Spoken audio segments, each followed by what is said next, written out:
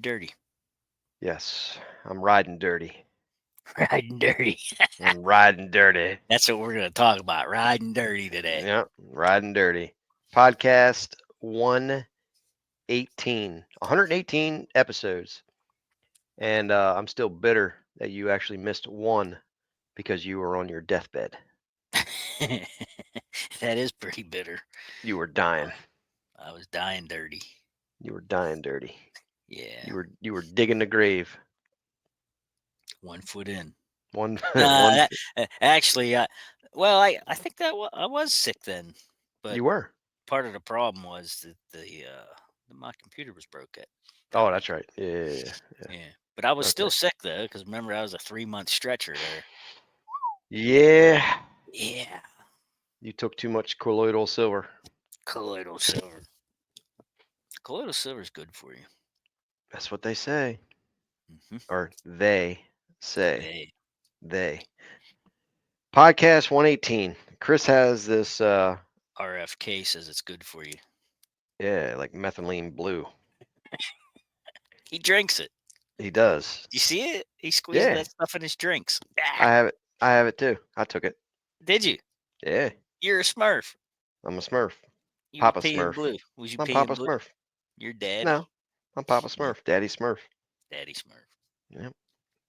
118. Chris had this great idea Great that idea. he wanted to talk about ATV use and access on hunting properties. Wasn't my idea, but I'll take credit for it. Okay, about time. You know, we come up with something. But we have two different scenarios, and Yeah, we actually have two different opinions, so we might argue. we're gonna Um, fight. which I'm excited about. I like arguing with Chris. But you want to go first? You want me to go first? Uh, you set the scene, and then I'll demolish it. Okay. So perfect, perfect. I got two examples that I'll give. I was a member of this lease. I don't know, 10 years ago, and now everything I'm going to say there's always variances. Nothing's ever 100%. Yes, you could ride your four wheeler to your stand and still kill the biggest buck of your life. Hmm. 100%. I'm not going to deny that. It happens all the time. In general, okay, in general is what I'm referring to.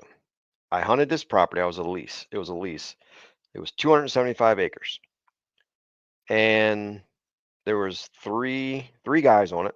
We each split the bill, leased it out. This was, I don't know, 10 years ago. I got a video on my YouTube channel. I shot a big buck there years ago. But um, the guy that was in charge of the lease would always ride his four wheeler everywhere. He would leave the camp, drive through the field, straight through the field, down through this gully, back up, straight across the cornfield. There was a ditch that he would follow straight across, make a right, go down this other cornfield, and get to this backside of the property. He called it the 10 acres that only himself was allowed to hunt over there. All the other Me and the other guy could hunt the rest of the 265 acres, but he wanted to hunt just his 10 acres. And every morning I'd get there. Every time I hunted, get there in the morning. He was there on weekends primarily. He would start his four wheeler up. You know, I'm walking, trying to be strategic about it, walking the edge, walking ditches, trying to stay out of the sight. And all of a sudden, I hear his four wheeler start up. Room, room, room. You hear just echoing through the property. Here he goes. I could hear him take off. He get through the ditch crossing. Bird, coming up the ditch. You just echoed through the whole property. And most times, I would be already in my stand. And when he did this, I would hear deer running through the woods. Huh. Okay. So I kept telling him, I was like, man, I was like, that's crazy. You ride your four wheeler. I was like, you're scaring all the deer away. He's, that don't bother. That don't bother. So a couple years went by. I killed a decent buck the first time, decent buck the second year. Third year, I started, picking up on the property, started catching on to things, and he's hunted there for like 15 years. never rarely ever killed anything. Well, third year, I get into it. I start figuring it out where they're bedding and stuff. I kill the biggest buck on the entire property that anybody has ever shot there in 15 years. And instantly, when that happened, 2 days later, I got a phone call and said, "Hey, you're not allowed to hunt here no more." You got the boot. I got booted out. I got kicked out, and I was like, "Okay, I don't understand why," but it was because I shot the biggest buck. Hmm. And um, my point is, he would do this, and I was hunting away from that. I was getting away from the four-wheeler pressure, away from his access, back into bedding areas. And when he was driving this four-wheeler, I could literally hear the deer running, and I would stay on the back side of the bedding areas, and it would push the deer into the bedding. It was perfectly planned, and like it's detrimental, in my opinion. It can be very detrimental to a hunting property. Now, yes, he can do that, and he could shoot a buck. It could still happen, 100%. Yeah. But I think in majority of cases, it may work. With like four pointers, six small immature deer. The bigger bucks, I think it greatly affects them. Now, if it's a property where you're constantly using tractors and four wheelers and different types of things, I think they can get used to it to a certain point. Right. Now, let's say you're just, coming from your house and you're driving your four wheeler through a field and you're getting up to the edge of the woods, not going through any bedding areas or something, and you're just fill a feeder. Well, I've seen it to where, you know, like literally the deer pattern you. They hear the four wheeler coming. They know when they hear this sound that that feeder is full. And then as soon as you're gone, you get 5 minutes later, you get a trail camera picture of a big buck on the feeder because they hear it coming. They know you're there to fill the feeder. When they come out, there's food there, so they associate that. Hmm. So there's always variances with it, but in general, I think is a very poor tactic or way to access stands. If you go on the perimeters, instead of straight through the woods, there's lots of variances with it. Um, I understand people have to use four wheelers sometimes. They're old, bad legs, bad knees, bad back, bad hip, whatever it is. You, as long as I don't have any problem with it, as long as you can still get yourself out there to hunt. I think if you can still get out there, if you got to use a four wheeler, you're getting older, whatever. Do what you got to do to get into the woods. Um, that's my story, and I'm sticking to it. You I sticking think to it's I think it's detrimental in most cases, and people disagree. A lot of people disagree with it because it's just in their mind that, oh, well, I've rode my four wheeler to the stand, I killed a four pointer. it? Well, great, you killed a four pointer, but if that's fine, if that's all you want to kill, great, congratulations. But it's the same people that kill the four pointer and then complain and say they never can shoot a mature buck. So Gotcha. sometimes people are just blind to their own effects. Mm. They're not understanding that, hey, I'm riding this four wheeler to my stand. It's pushing the big bucks away. Mhm. They're not associated with it because you tell yourself over and over and over again that this is okay. It doesn't ruin the hunt because you still see a doe walk by or you still see a four pointer walk by. I don't want to kill a four pointer. I want to kill something bigger. I want to kill a mature buck. I'm tired of, I've shot all the four pointers when I was younger and six pointers and things like that. And I'll go year after year and not kill something just to wait for a big buck. I didn't kill a buck last year. Well, I did kill a sick buck out of your stand. I trespassed your stand. And Still better. because you stole my thunder the first year. So Yeah.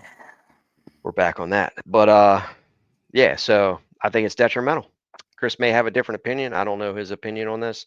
I hope we can argue about it and fight through this TV screen here. And I'm ready Yeah. to hear. I'm ready to hear your side of it. Okay. Now, my example is Hmm. when I lived in the city and I City sticker. I was able to hunt this one hillside and I didn't use a vehicle to access. I walked in.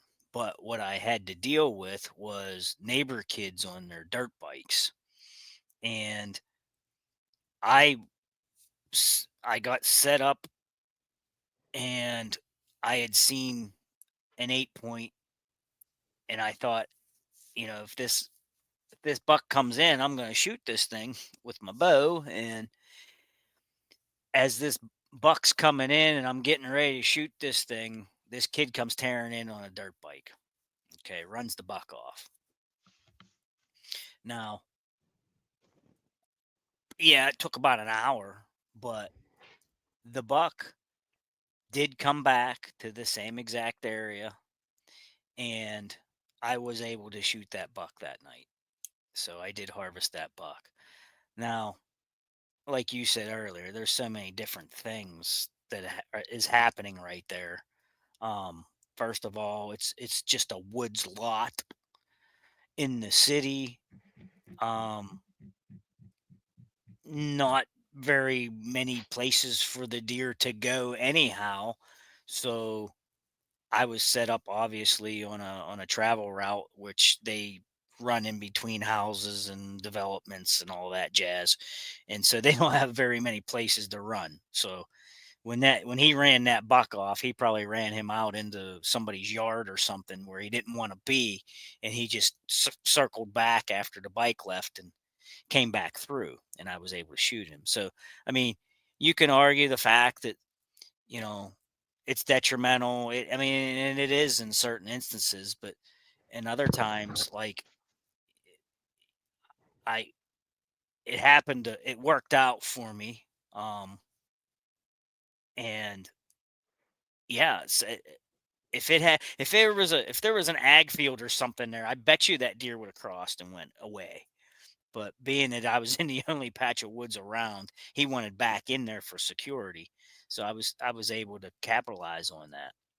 But um I guess what my point is like you said earlier, folks that are older or that need to be using the bikes or whatever, that's a different story. I mean, this kid was just out joyriding and it worked out for me. But like I'm a part of a large lease in my area. And in fact, I just got this email today, and this riding community, as they call it, family riding area. Like I said, it's very large. I don't want to really say about it, but um, they have nothing but it's thousands of acres, but it's all trails, and it's been timbered extensively, and so it's so thick and grown up, and like the only way to access it is on bikes or side by sides or something. And so that being said, like you was saying about the larger bucks, it's detrimental. These people won't shoot larger bucks. To their credit, back in 2019, somebody was able to shoot a 20-point deer there. In 2017, 2018, there was two 17-point bucks taken. There was a 16-point buck taken, a 13 point, three 12 points, and multiple 11s, and then on down, there's greater amounts, all the way down to 5 points.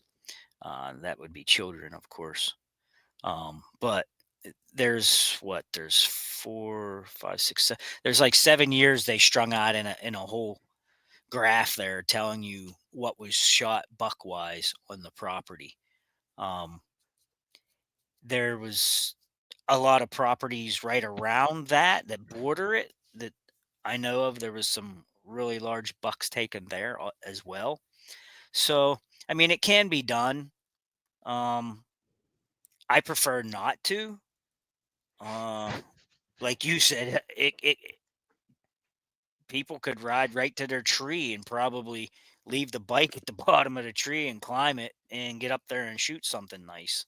It could happen, Mhm. you know. But yeah, I don't choose to ride in if I. To be honest, I'm on that lease and I don't hunt the lease. I hunt adjoining properties, and I think, or at least I feel like you were saying earlier, like they're running deer off the property. And so I figure if I set up on adjoining properties, that the deer will come to me. So that's how I hunt that area.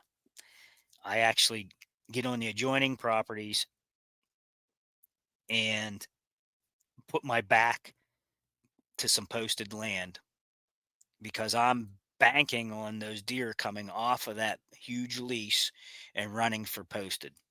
Mhm. And that's the way I hunt it. All right, let me ask you this. Yeah.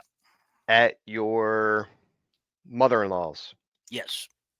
would you access from her driveway side to your back Um, stands? to my back stands, no, I don't. I Just don't yes or think no? I wouldn't want to. Okay. No, At your house, would you ride your four-wheeler down to the shanty? no, that wouldn't. I mean, you probably could get away with that because the deer do come from the opposite direction. So, I mean, I could get away with it, but would I? No, I don't. I just Okay. don't think it's. I just don't Okay. think it's a good idea. Like you're saying, the noise factor. Mhm. You're kind of letting them know that you're in the area. You know, All right. So sort of when like the I bear baiters when they bait, they yep. go load up the bear bait, and the next thing you know, there's a bear standing there waiting to eat. You Mhm. know, they can So hear them buckets and this past year, this past season, I did a lot of consulting on the eastern shore of Maryland, mhm, down toward Queen Anne's County, Kent County, uh, like Snow Hill area, those types of places. And yeah, if you ever been down that way, which you were one time, but you didn't go as far as I'm talking about. Um, but when you're driving on 50, Route 50, you get past, Dorchester County where we stayed at the hotel there. yeah, Go past that more, you start getting into really like farm country. And when you drive down there, it's all majority of it is open field, tillable ground, cornfields, bean fields, stuff like that. mhm, And since I was down there just past few months consulting, I really noticed that a lot of the farms, when you ride by on the road, that they have these giant tower stands and they're out in like the middle of the cornfield, mm, like in the middle of the field, right? And it just it blows my mind because these yeah. guys are riding their four-wheelers, we're walking, but you're walking through the middle of the field to get to your tower blind. Then I saw They need to hang glide or helicopter in. right. Then I saw other ones where they had the tower blinds that was 10 feet off of the woods line. Mm, So they can I guess if they're accessing from the woods, you still have to step out, into the field 10 feet to get into the stand. right. So I noticed it.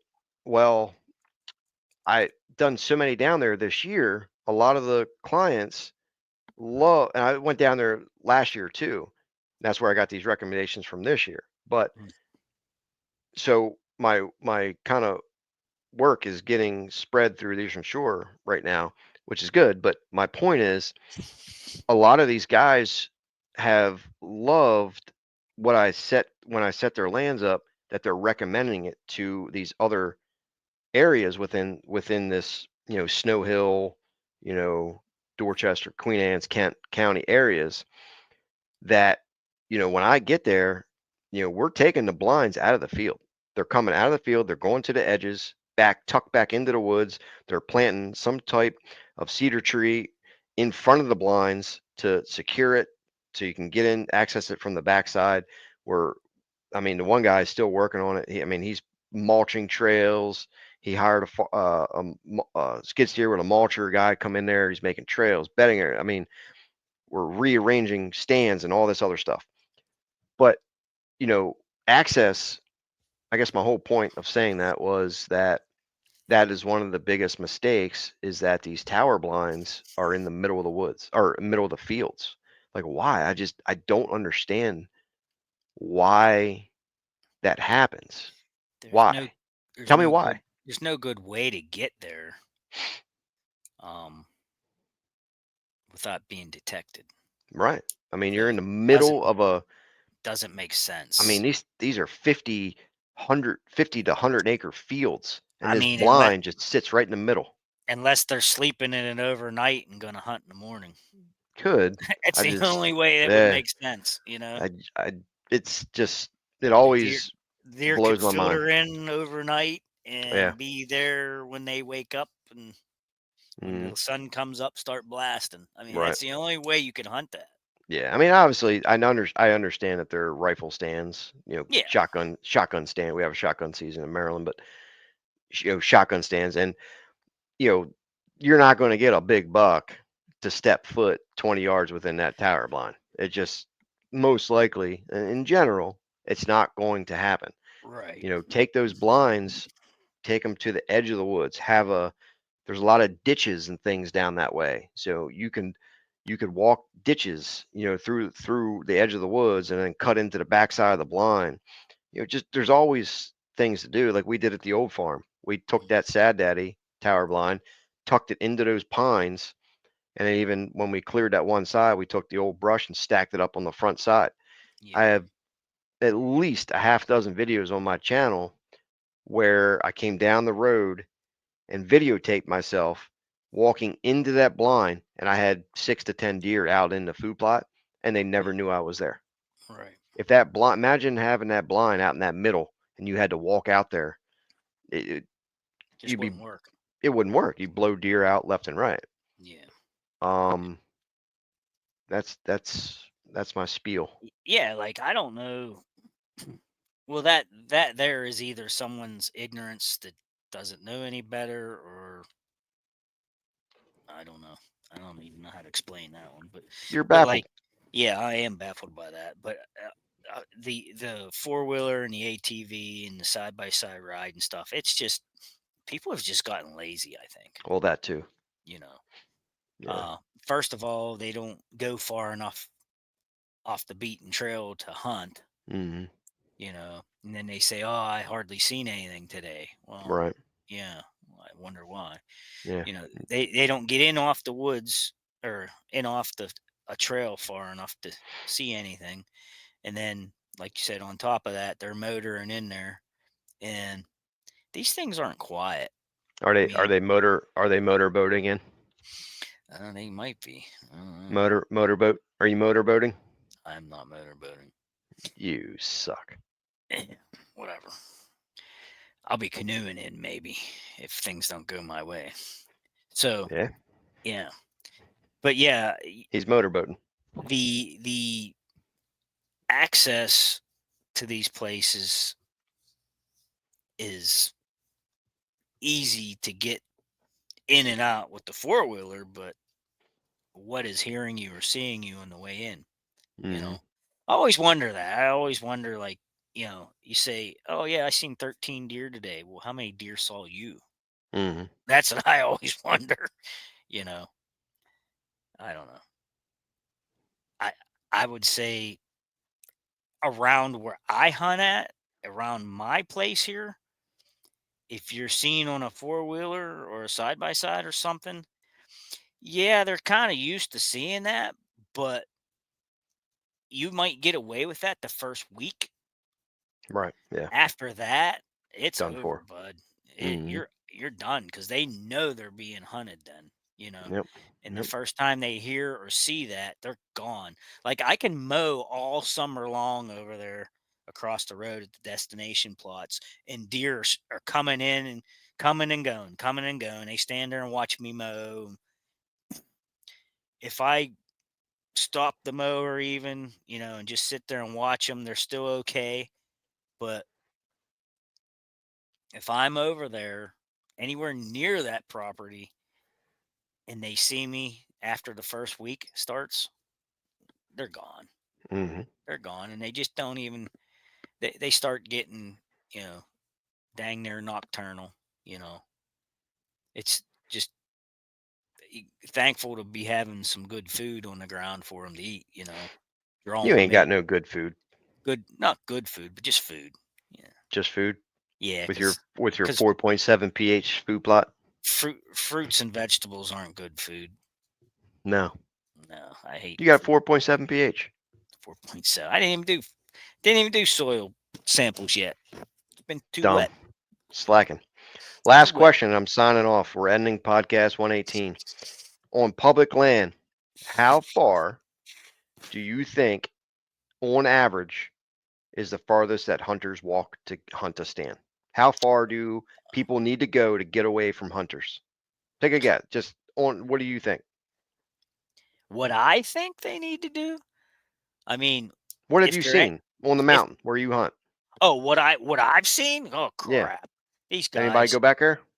they don't go back where I go unless they're Amish and they and they walk around and push. You know, but I don't see anybody when I hunt normally, How far is it? and I'm Mile? I'm over a mile back. Over a Yeah, mile? I never really clocked it. Um, I put it on hunt stand one time and it was over a mile, but I can't remember how much over. But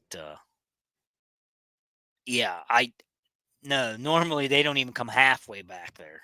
Hmm. There's one other fellow that comes back, um, as far and he drops off at about my 3/4 point, and he hunts a different area on top where I walk in on top and drop down over. Yeah, So from yeah, I would on say average about though, half. I would And say a mile. Once you get to the mile mark, usually you don't see many people. no, no, no, that's more of the serious people there. Yeah, trying to get it, find a spot to themselves. Yeah, and this year coming, I'm gonna move again. Uh, Not that it's any further, but I'm gonna get deeper off the beaten trail because when I did get trail camera pictures of anybody or anything, they was walking an old skidder trail that I Hmm. walk in on, and I wasn't set up too far from that skidder trail. So now I'm gonna get further away from that and drop down even closer to the river because I know they're not coming down there. Hmm. They're too lazy. You have a So trespasser at your property. You yeah, caught him on camera. I did this week. I caught a trespasser, and so I talked with the in-laws, and they said get the purple paint up. So Oh, there you go. I'm Nice. gonna be purple painting. Don't remember I got that brand new gallon of purple paint Bring it in to a May. gallon. We can Bring we it in can paint it. May. All you need is a brush, Bring it in May. I'll and get a pic. it is bright and it doesn't peel off and fade like the paint, like the Yeah, spray paint. yeah. The spray cans were horrible. Yeah, they suck. They last for 3 months and they're faded. They were horrible. All right, podcast 118. We'll see you guys on 119.